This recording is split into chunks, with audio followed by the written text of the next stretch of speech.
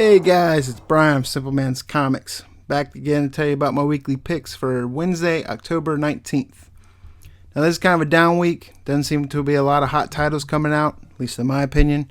So what I'm going to show you is comics that I pick up, that I enjoy reading. But there's also a few in here that I really think the covers on these comics are absolutely gorgeous, and I want to add them to my collection.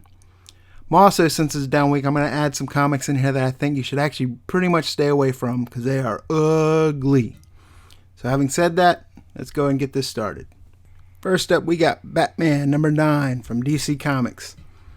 This was one that story might not be that great, but Batman's my favorite character.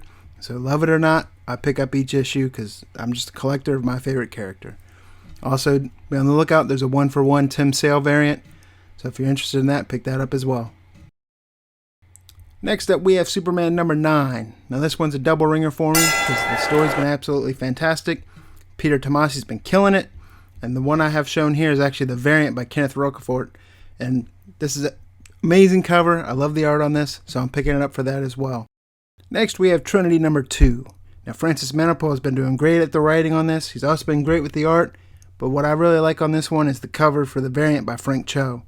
Frank Cho was doing awesome with Wonder Woman on the Wonder Woman series. He had a falling out with Greg Rucka, but it's good to see him drawing Wonder Woman again, and I'm going to be picking this one up. Next, we have Black Widow number 7. Now this ships with 4 covers. There's a regular cover. There's the Noto variant, which I have pictured. There's also a Story Thus Far variant, and then there's a Brigman Classic variant. Now I'm picking up the Noto variant, not because of the story, just because I'm a fan of Phil Noto and I love his art, and this cover is absolutely gorgeous to me, so that's why I'm going to be getting this one. Here we have Infamous Iron Man number 1. Now this one ships with 8 different covers. There's the regular Alex Maleev cover, which I have pictured. There's the Anthony Piper hip hop cover. There's a Champions cover. There's a Scotty Young baby cover. There's a John Tyler Christopher action figure cover. There's a blank. There's a Mike Deodato Jr. teaser cover. There's also the Ribic variant cover. Now, for me, I'm interested in this comic. I'm interested in seeing Dr. Doom become Iron Man, but I'm also a fan of Alex Maleev, so I'm just picking up the regular cover for this one. Here we have Black Panther number 7. Now, this one also ships with 7 different covers.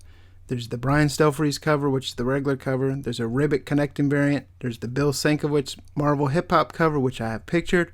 There's a Champions cover, a Deodato teaser variant, a cosplay cover, we'll get into that later, a Margaret Savage variant.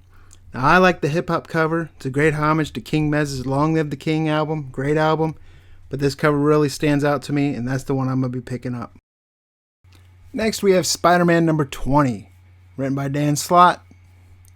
Anyways, this ships with 2 covers.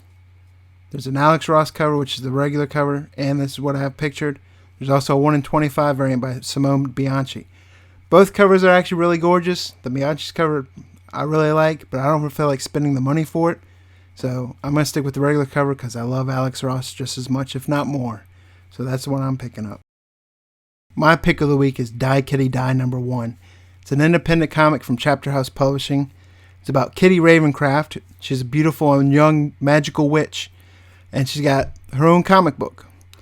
And the publisher decides to increase sales by killing off her character in the comic book. But not just in the comic, he decides to kill her off. But how do you kill a witch? So that's what we're going to find out. Now what I suggest you look out for on this comic is there's a variant by the late, great, awesome artist Darwyn Cooke. There was a Kickstarter for it, I believe.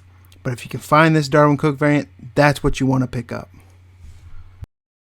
Alright, so I told you what to pick up. So now let me tell you what to leave on the shelves. If you run across these Marvel cosplay variants, leave them there. They cost way too much money, and they're freaking ugly. What's blue and yellow and shitty all over?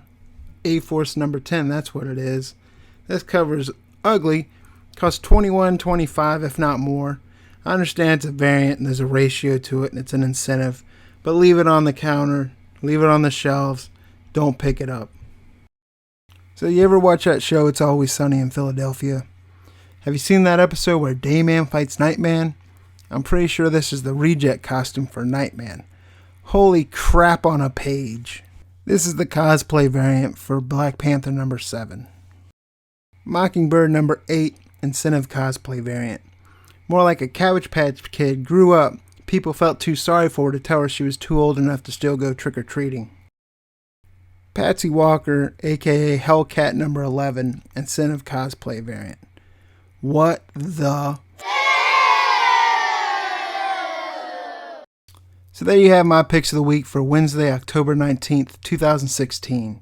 If you think there's something I might have missed, go ahead and add it in the comments below so we can take a look at it. If you enjoyed watching the video, please click that thumbs up button so we know you liked it. If you want to see more of these videos and others like it, please subscribe to our channel because we'd love to have you. If you think there's something I might have missed, go ahead and add those titles in the comments below as well.